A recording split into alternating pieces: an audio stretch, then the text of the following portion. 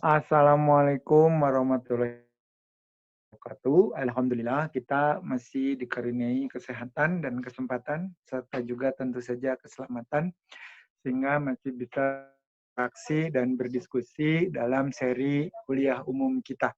Kemarin kita sudah mengikuti perkuliahan tentang hubungan antara saluran pencernaan dan otak manusia yang diperantarai oleh mikrobiota, yaitu makhluk-makhluk yang berukuran mikro dan secara jenis terbagi atas bakteri, jamur, juga virus. Ya tentu saja.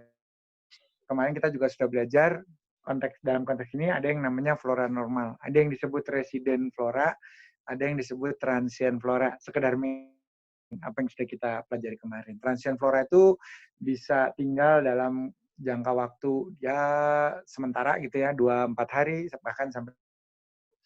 Sementara kalau yang resident flora itu biasanya menetap dan sebagian diantaranya seumur hidup diawali dari proses implantasi, apa masuknya gitu ke dalam diri kita pada saat proses persalinan. Jadi pada saat persalinan kan sudah mulai ada interaksi antara flora normal yang berasal dari lingkungan internal ibu dan lingkungan internal kita sebagai anak. Nah, baik, ini sudah. Nah, sekarang karena kemarin anggap sudah cukup memadai dan simpulan akhirnya adalah diversitas atau keberagaman itu diperlukan karena kita ini adalah satu yang diciptakan Allah dengan berbagai keragaman di sekitar kita, sehingga wajar apabila kemudian kita juga bersilaturahim atau berinteraksi satunya melalui hubungan kita dengan nutrisi, bahan makanan, termasuk keberagamannya. Maka kemarin kita juga sudah bahas ada hal-hal yang sangat spesifik di setiap daerah yang bisa menjadi ciri genetik, bahkan sampai ciri genetik gitu ya. Meskipun di awal perjumpaan kita yang juga ditanya oleh Bapak Alwin dari Makna Aksara yang merupakan teammate-nya Prof. Sawi Pardi Sadarjun, menanyakan gitu, saya ada statement tentang Jose Antonio, bukan pemain telenovela, melainkan cendekiawan garda depan yang mengajukan konsep bahwa ternyata DNA itu just a tool, only a tools. Jadi bukan causa prima, bukan penyebab dari segala diversitas genetika yang mewujud dalam berbagai bentuk fenotipe, melainkan hanya sebuah alat gitu. Nah, pertanyaannya adalah waktu kemarin menjadi sangat seru, siapa yang mengatur DNA gitu kan. Nah, sama kami yang berdiskusi dengan Prof. C. Anidom dari UNER itu banyak bercerita tentang ekosistem. Jadi ketika kita berbicara COVID, tentu tidak terlepas dari keberadaannya di tengah-tengah mikrobiom. Jadi ada temennya enggak yang kemudian bisa menimbulkan infeksi kelas berat. Tadi barusan berkomunikasi dengan Mas Nanda yang di awal-awal wabah atau pandemi menunjukkan gejala. Simptomnya itu simptom-simptom arah sesuai dengan self-assessment yang kemarin juga sama-sama kita pelajari itu ya, ada batuk kering, ada demam, ada sendi, ada macam-macam lah.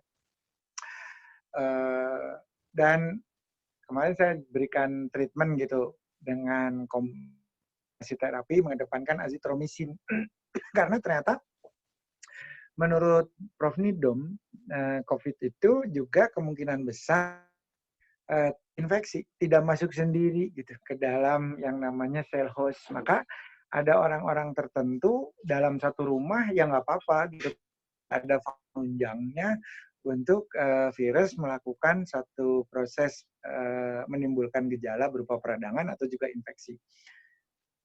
Jangan heran gitu apabila ada orang yang close contact gitu, 5 orang dalam satu rumah, satu kamar bahkan, satu terkena positif dan ada gejala sedang misalkan dan perlu perawatan karena masuk dalam kategori PDP lalu kemudian terkonfirmasi misalnya. Yang lain nggak apa-apa gitu, bahkan ketika seroprevalence juga tidak ada gitu, IgM-nya, IgG-nya, titernya kadar rendah, termasuk juga antigennya nggak ada. Nah ini jangan kemudian berpikir bahwa oh ini berarti ada konsumsi apa nih supaya kuat atau vitaminnya bagus atau jemurannya benar. Ya itu juga mungkin yang mempengaruhi. Tetapi intinya ternyata kompleksitas ketika seseorang itu tertular atau tidak yang menentukan sangat banyak, bukan hanya satu gitu. Hanya satu minum vitamin C lalu tidak tertular, enggak. Jadi banyak sekali faktor, salah satunya adalah koinfeksi. Jadi rupanya di antara para anggota Liga Mikrobiota itu juga ada komunikasi, ada proses interaksi, ada proses sinergi, ada juga mungkin kalau di manusia ya semacam membangun gitu. Nah, konsep-konsep ini yang pada hakikatnya akan menjadikan kita manusia yang juga harus mempelajari bahwa kalau mikrobiota saja ada proses membangun sinergi, komunikasi yang kemudian menghasilkan bisa mengoptimasi potensi yang gitu ya, sehingga mengubahnya menjadi kompetensi dan kemudian bisa memberikan kebermanfaatan baik itu secara substitutif ataupun mungkin juga komplementari, ya kita juga harusnya bisa lebih dari itu. Nah, maka saya ingin kembali lagi kepada kemampuan manusia untuk berikro. Kan kita lagi belajar untuk belajar. Nah, ternyata kita itu boleh disimpulkan ini Pak Admin dan teman-teman, kita itu sedang belajar untuk belajar. Karena ternyata belajar juga perlu cara yang dapat kita pelajari. Kenapa? Karena kan kalau tidak tertata seperti lagu yang tidak tertala nadanya, sehingga atau seperti sarana yang tidak terkelola. Ya mungkin berjalan, ya mungkin bisa fasilitasi beberapa fungsi, tetapi tidak optimal. Kenapa? Karena mungkin kita belum mengenal masing-masing potensi yang bisa dirubah kompetensi yang kemudian bisa memenuhi standar kualifikasi sehingga bisa menghasilkan manfaat secara.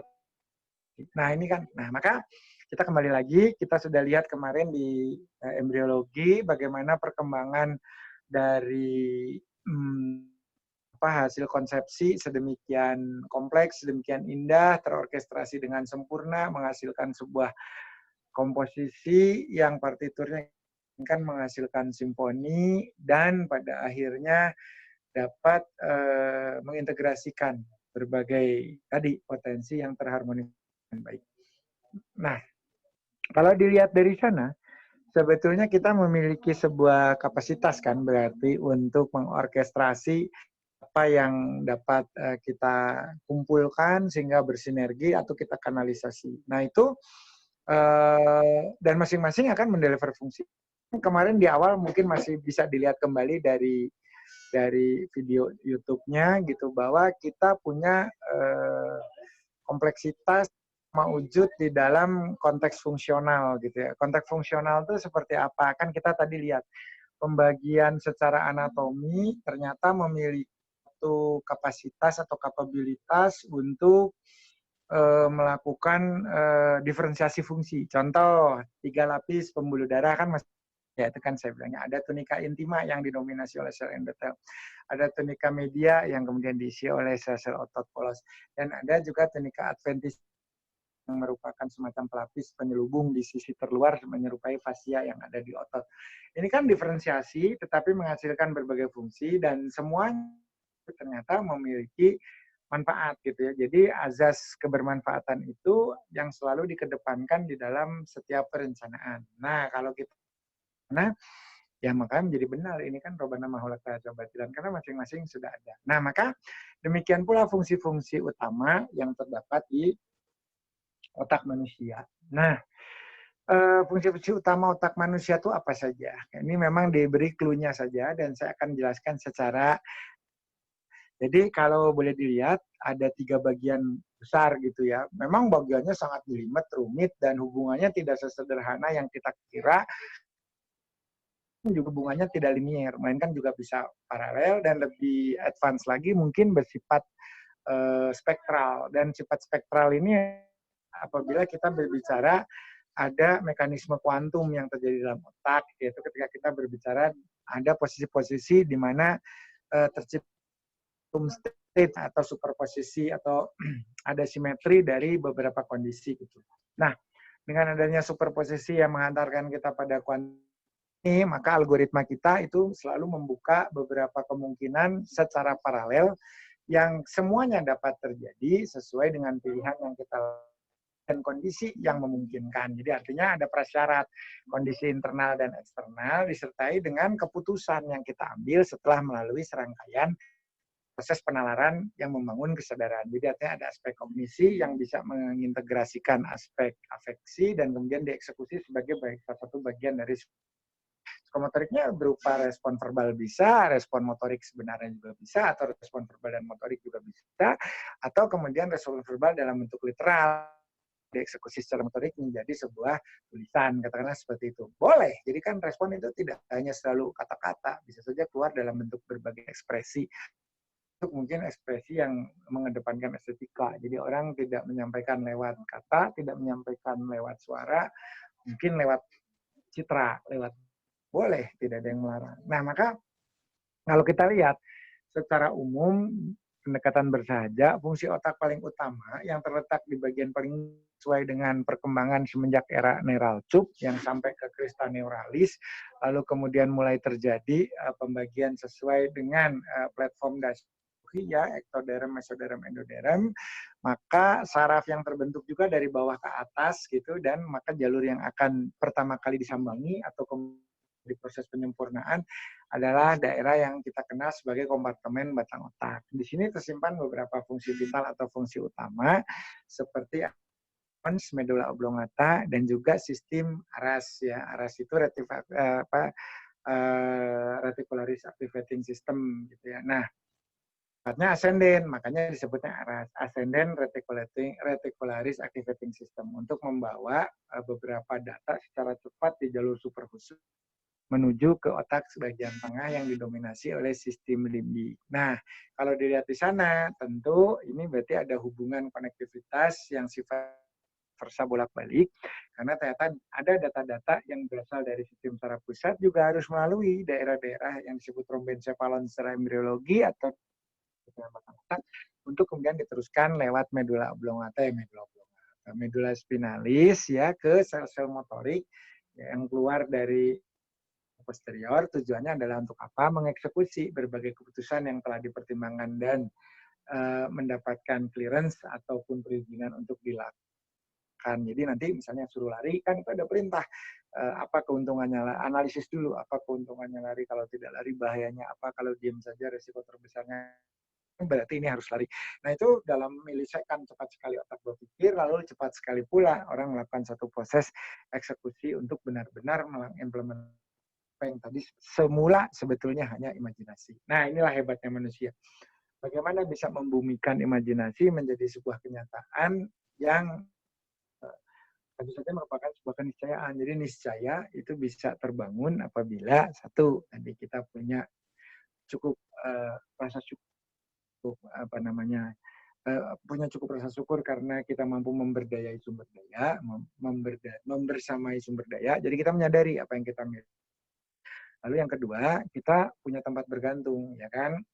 Allah Sumat, satu zat yang teramat kuat, dan kita punya cukup energi untuk tidak terjebak dalam proses kecewa, kan? Karena kita tahu ada zat yang bisa menjadi jalan keluar dari setiap masalah yang kita hadapi. Maka berhentilah upaya, bukan berhenti, tapi punya cut off point gitu ya, punya ambang batas cakrawala pengamatan sampai di satu kalimat la haula wala quwata illa billahil.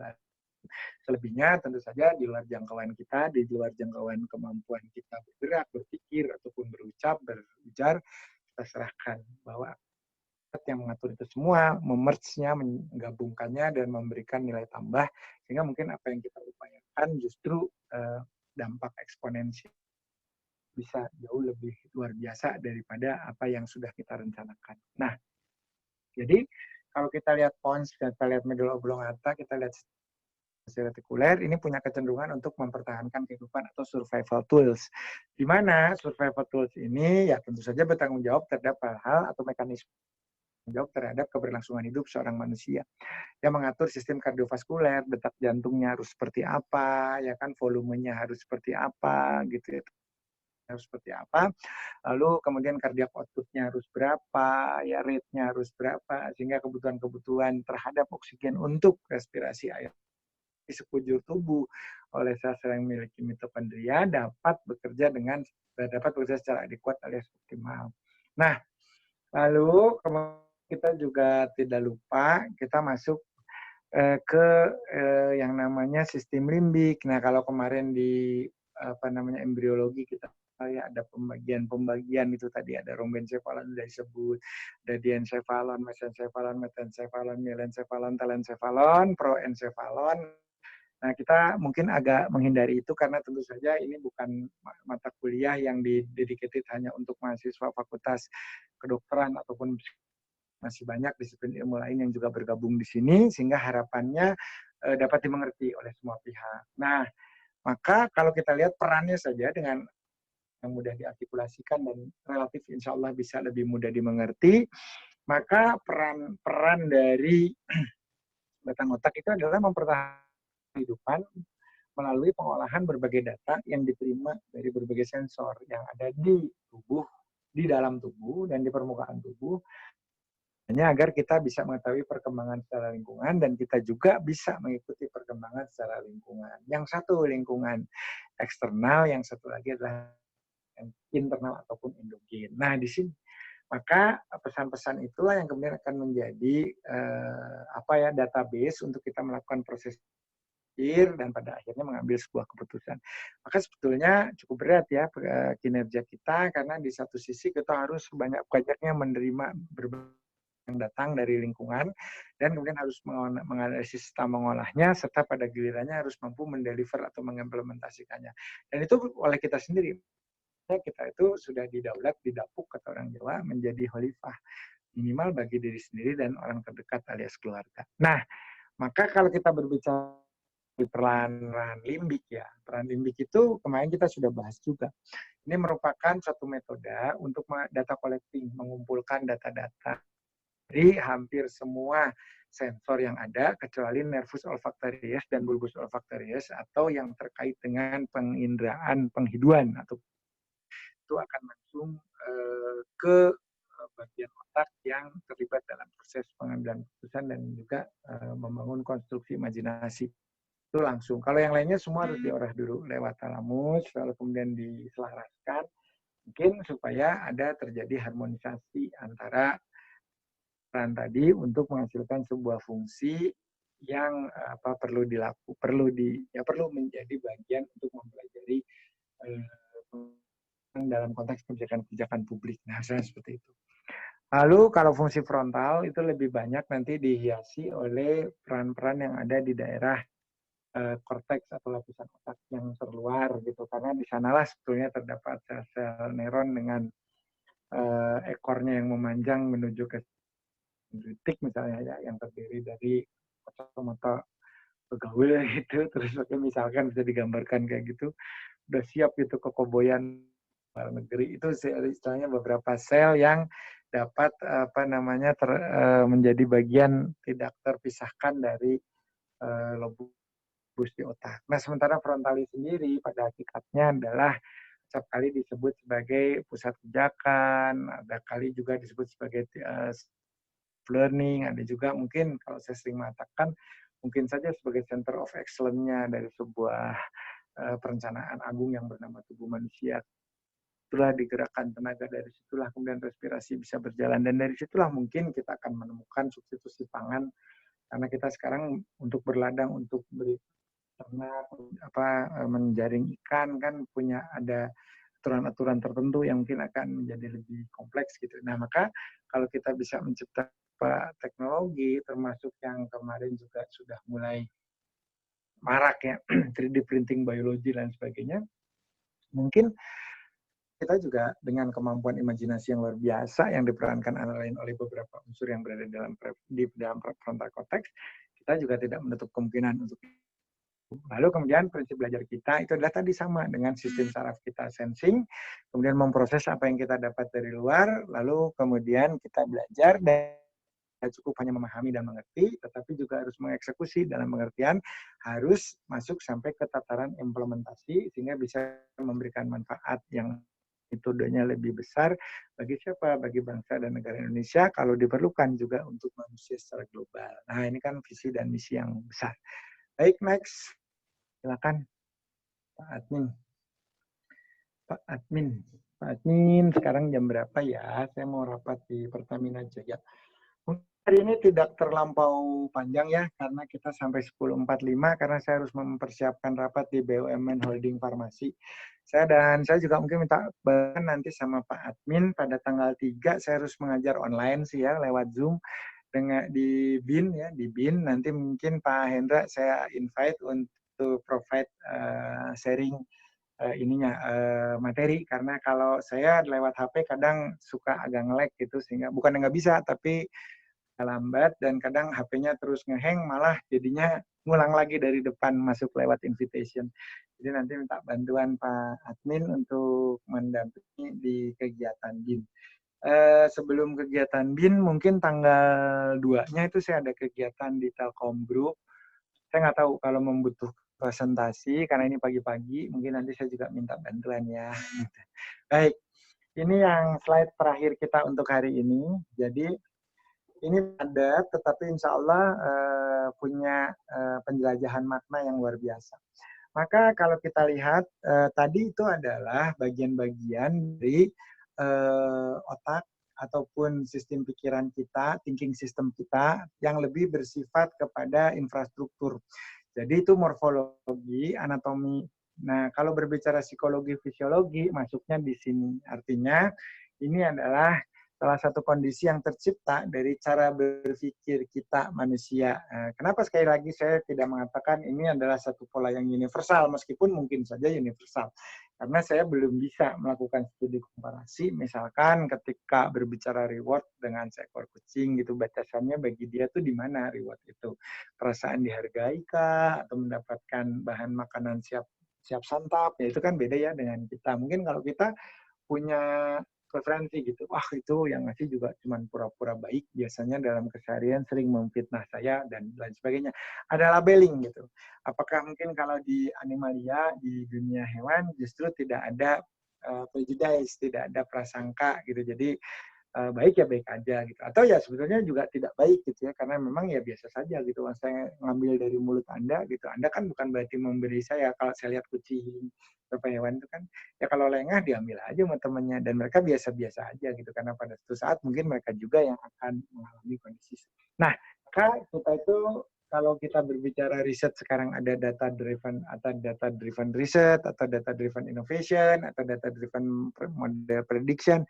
Nah, kita tuh apa ya? Kita tuh reward driven system. Jadi hampir semua manusia itu punya motivasi bukan suatu hal yang baik, yang konstruktif, yang kemudian dapat memberikan dampak optimal bagi masyarakat itu apabila ada dan tahu sepenuh kognitif akan ada reward. Reward itu belum tentu materi, tetapi ketika mendapatkan kredit, bukan kredit uang, jadi mendapatkan suatu kehormatan dimension gitu ya, disebut namanya sedemikian rupa, di highly appreciation gitu ya, diapresiasi secara, atau mungkin ada bentuk-bentuk intangible yang lain seperti kalau misalkan seorang guru melihat keberhasilan muridnya, mungkin muridnya pun tidak ingat tersebut, tetapi guru ini punya personal achievement di mana merasa hidupnya ini ada gunanya gitu untuk sesama, untuk orang lain, sebesar apapun, sekecil apapun kapasitasnya. Sehingga saya kira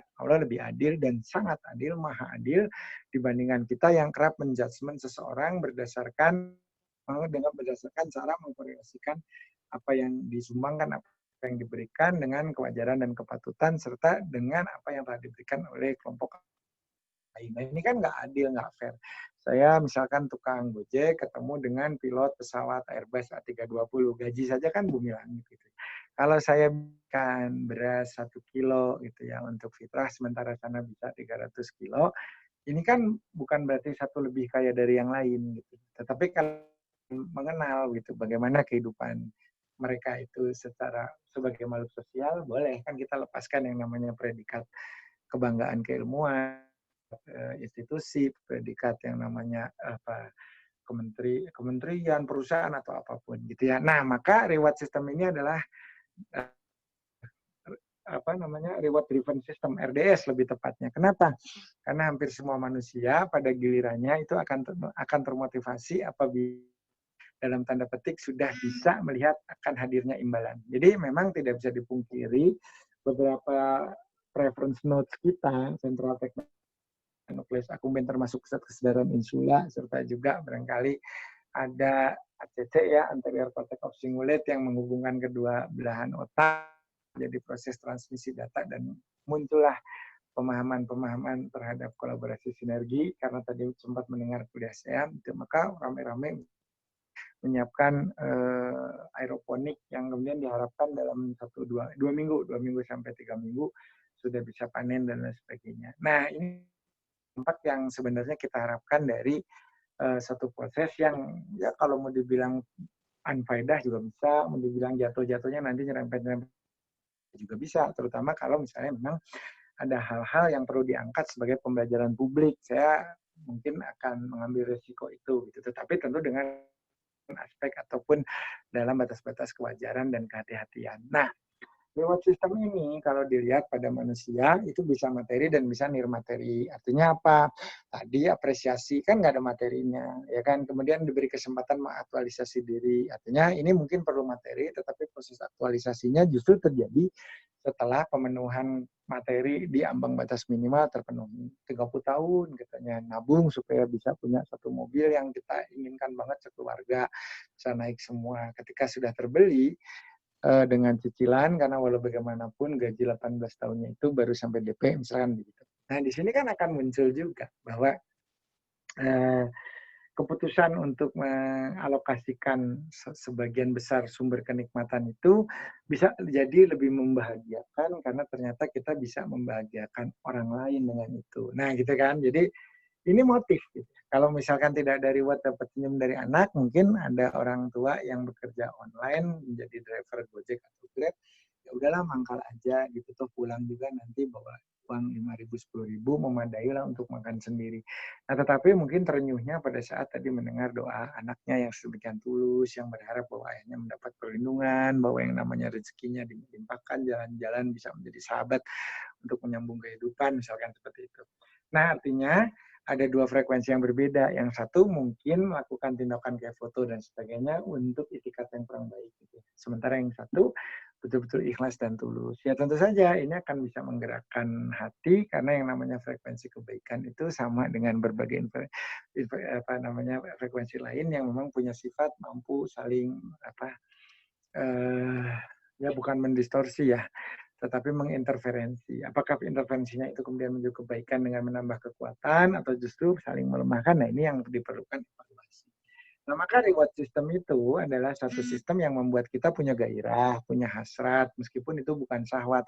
Ada sih syahwat berkuasa, syahwat dikenal, famous, ya karena dengan dikenal itu juga lebih memberi akses, sehingga tidak perlu face of recognition khusus, tapi karena kita sudah melanglang buana gitu ya dalam pengertian ada di beberapa channel, ada di beberapa games-games tentang makanan, meskipun saya juga tidak mengendorse, tapi saya juga mempersilahkan siapa yang mau gitu ya untuk memanfaatkan apa yang kita miliki. Nah, misalkan di sini diberi atap, lalu kemudian ada satu sistemnya gitu ya bahwa barang siapa yang bisa menyelesaikan satu proses di sini yang lebih cepat dari yang lainnya, kan ada ini. Itu orang ya saya yakin sangat bersemangat gitu. Jadi baik itu fungsi korteks korteks anterior korteks singulet ataupun insula itu juga akan membangun sebuah kesadaran yang ditujukan untuk berfokus meraih keunggulan gitu. Jadi bukan kemenangan, meraih keunggulan karena semuanya menang. Karena mau ikut lari saja sudah memenangkan ujian, nggak malu. Kemudian tidak malas, kan tidak malu dan tidak malas itu yang menjadi penyebab banyak penyakit metabolisme. Lalu kemudian nah kita itu jadi kita hampir semua makhluk yang bersifat reward driven entity RDE. Reward dependent entity bisa gitu ya. Jadi sangat tergantung. Nah, kalau kita lihat bahwa ternyata manusia itu di dalam perjalanan hidupnya acap kali menyiksa dirinya, kemarin kita bahas ya. Kenapa orang yang semakin stres, yang makannya tidak beragam, sedikit-sedikit dipikirin, dan aneh-aneh pikirannya itu, kemudian berujung pada misalkan berkurangnya atau kemampuan atau daya imunitas. Tentunya akibat adanya peningkatan hormon seperti kortisol. Ya, itu di mana terjadi imunosupresi. Di mana dengan imunosupresi itu ya logika sederhana, maka kemampuan kita mempertahankan diri ya menjadi sedikit menurun. Sehingga mungkin ada pertanyaan sih, sebenarnya kelompok masyarakat stres itu lebih rentan atau tidak? Ketularan lebih rentan, tetapi apakah dapat menimbulkan komplikasi yang berat itu menjadi sebuah persoalan. Karena kan sebetulnya selama ini kalau tertular misalnya suatu seperti di wabah kali ini, bisa saja tubuh kita tuh responnya ya nggak ngapa-ngapain, artinya menerima saja sebagai sahabat yang baik yang baru datang dari kampung, ya disilakan kamu di kamar, dipersilakan. Nah, bisa juga yang karena curiga gitu, suspicious, langsung melakukan tindakan-tindakan preventif, dan ternyata yang diamankan melawan. Wah, inilah yang jadi pertempuran, silakan tambahan-tambahan pasien, misalnya seperti itu. Dan yang ketiga, kita bisa saja menggabungkan kedua metode tersebut, gitu ya, dari pengamatan dan juga dari berbagai aspek. Nah, kalau kita lihat dalam konteks loss aversion, pada hakikatnya adalah manusia itu senantiasa mengembangkan pola berpikir paralel. Kan kita sudah bercerita tentang manusia memiliki kekuatan imajinasi. Dalam pengertian kita kemarin, manusia itu mengkonstruksi segala sesuatu yang belum terjadi, lalu kemudian mengimplementasikannya persis mendekati apa yang sudah dibangun sebagai salah satu bentukan persepsi. Bukan kan demikian? Nah, kemarin makanya di awal makalah ini ada ini ada dua artikel yang sangat berbobot yang bercerita tentang bagaimana nanti hubungan antara otak atau sistem kecerdasan manusia itu dengan outcome-nya yang bisa dirasakan oleh kita yang lainnya. Dan kalau yang tadi misalkan seperti ada yang fungsi AI, apakah bisa membantu atau tidak ini ketika kemudian dikirimkan ke beberapa lokasi. Mudah-mudahan. Nah, kemudian itu reward-reward seperti ini sifatnya intangible. Saya kembali dulu, mohon maaf ke reward lagi ya. Ini sifatnya intangible. Ketika kita ketika kita bisa melihat orang lain terbantu, ketika kita mungkin mendapatkan satu kondisi yang mengatakan perubahan radikal juga mungkin tidak, tapi perubahan yang cukup bermakna dan signifikan di sebuah tempat yang kemudian kita edukasi, misalkan, karena kan tugas untuk misalkan teman-teman yang punya latar belakang non profesional medis dalam konteks pelayanan kesehatan, ya silakan, bisa saja filosofi ini diterapkan di dalam berbagai aspek lain. Nah, tetapi ketika kita mengembangkan reward system yang tadi juga bersifat intangible, sehingga saya tadi mengatakan sebaiknya reward system ini memang dilepaskan ya. Jadi ini reward driven system atau RDS, atau tadi saya juga sebutkan ini adalah reward apa itu tadi? Kalau itu kan tentang bagaimana kita menggunakan tools-nya gitu. Tetapi kan juga ada outcome-nya ya. Jadi barangkali juga ada sistem cerdas yang bisa mengintegrasi yang kita miliki.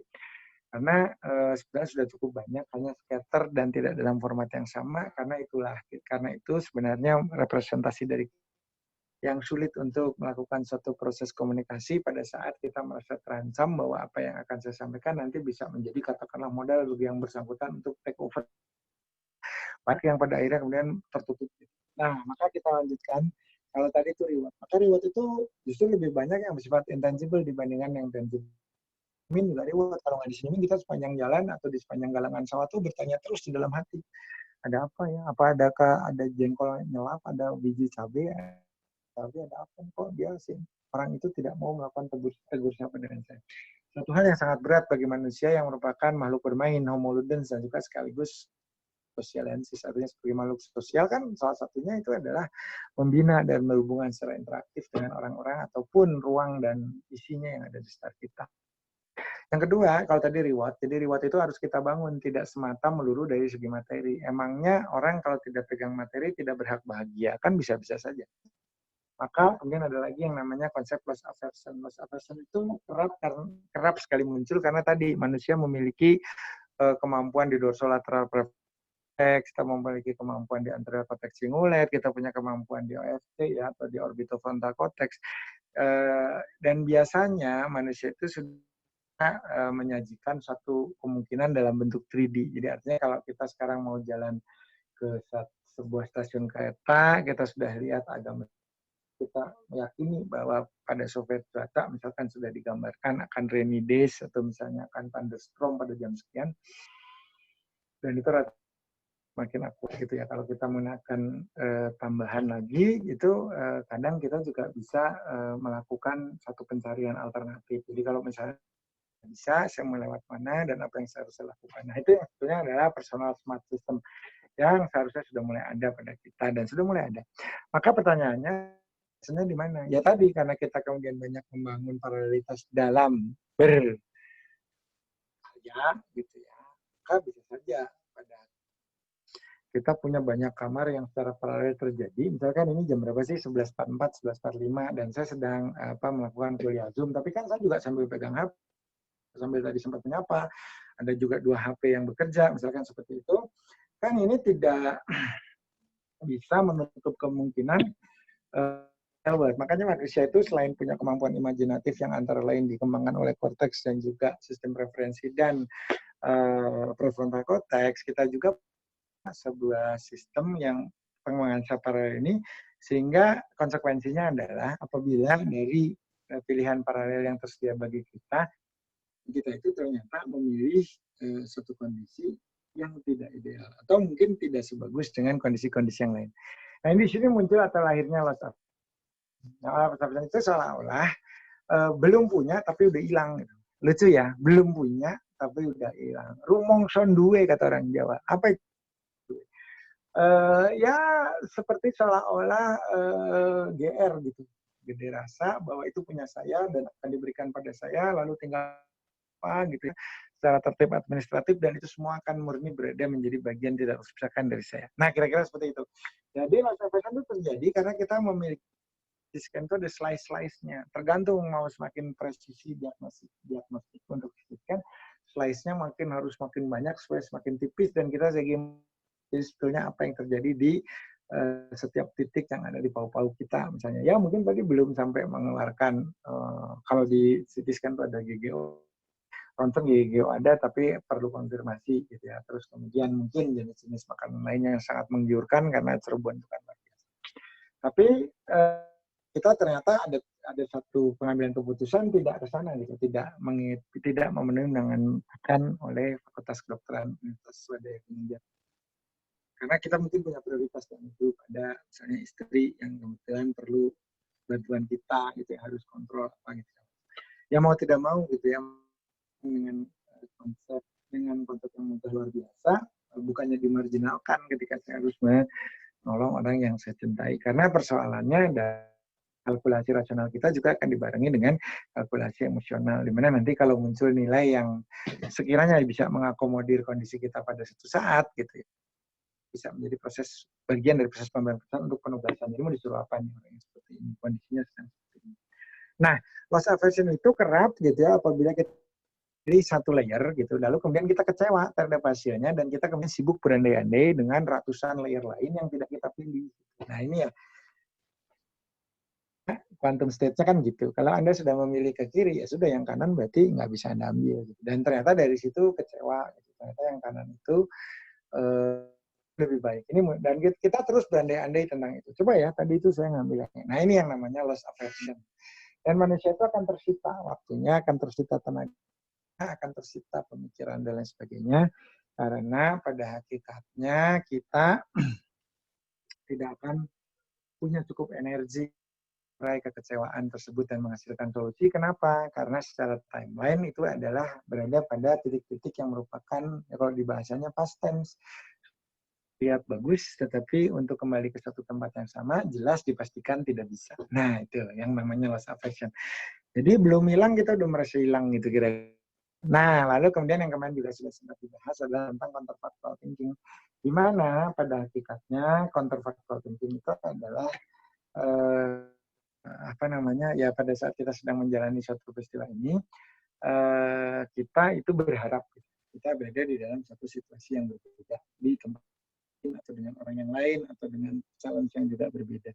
Ini yang disebut counterfactual. Kita sedang berada di proses provokasi, tetapi kita berharap lebih sehingga kemudian kita bisa seolah-olah menghayalkan gitu ya bahwa saya sebenarnya pengennya begini, saya sebenarnya pengennya begitu, dan ini kayaknya lebih cocok untuk ini, dan ini lebih cocok untuk itu. Itu. Nah, sampai di sini, besok mungkin saya akan, ternyata lewat juga ya, ternyata tadi dari jam 10, ya lumayan lah 45 menitan, saya juga berpikir atensi tidak terlalu panjang kalau kita nanti pakai YouTube. Nah, baik. Jadi, insya Allah nanti besok kita lanjutkan lagi. Kan tadi sudah bahas tuh tentang reward system, aversion, dan juga tentang apa namanya counterfactual thinking. Besok kita akan coba bahas itu di mana sih sebenarnya terjadinya di otak kita dengan imajinasi, hubungannya dengan apa itu namanya pilihan-pilihan paralel gitu ya, sehingga timbul penyesalan, timbul kemarahan itu titik tangkapnya di mana, dan hal-hal yang tidak jadi itu pada akhirnya kemana gitu kan. Kalau menurut saya sih jadinya ilmu ya, jadi pengetahuan. Karena tidak jadi kita jalankan. Kalau jadi dijalankan apa? Ya jadi algoritma kehidupan. Ya saat inilah yang kemudian menjadi jawaban dari pilihan-pilihan saya beberapa waktu terdahulu itu. Jadi itu kira-kira yang bisa saya sampaikan. Mudah-mudahan ini bisa segera dapat didokumentasikan sehingga kita punya satu library. Jadi kita tidak lagi mengejar berapa waktu, karena sebentar lagi barangkali kita juga sudah mulai akan kembali beraktivitas. Saya per Juni juga jadwal sudah cukup padat, meskipun semuanya masih online, tetapi tentu intensitas kita juga akan mulai berubah. Maka jadi saya agak kejar setoran juga nih supaya materi-materi ini tuntas dan kita bisa punya satu, ya ada hasil lah ya dari kondisi kita mensyukuri apa yang kita jalani selama ini, masih dikaruniai kesehatan dan keselamatan. Kalau bisa kita membangun satu konsep memberikan kebermanfaatan. Itu yang bisa saya sampaikan teman-teman. Terima kasih banyak atas segala kesempatan yang telah diberikan serta kesabaran dan keikhlasan untuk sama-sama belajar. Mudah-mudahan kita besok bertemu di waktu yang sama apabila tidak ada perubahan dan kita akan lanjut. Jadi saya berjanji insya Allah kita akan lanjut sampai kemudian tuntas. Kita akan berdiskusi mungkin nanti di beberapa bagian supaya mungkin ada beberapa hal yang memang menjadi concern masing yang ada di sini bisa tersalurkan. Gitu. Terima kasih banyak. Wabillahi taufik wal hidayah. Wassalamualaikum warahmatullahi wabarakatuh. Izin.